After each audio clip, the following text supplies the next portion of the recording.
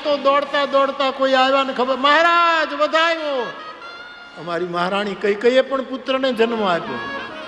ત્યાં તો બીજા આવ્યા, સુમિત્રાજીએ 2 પુત્રને, અને 4 પ્રગટે લલનવા.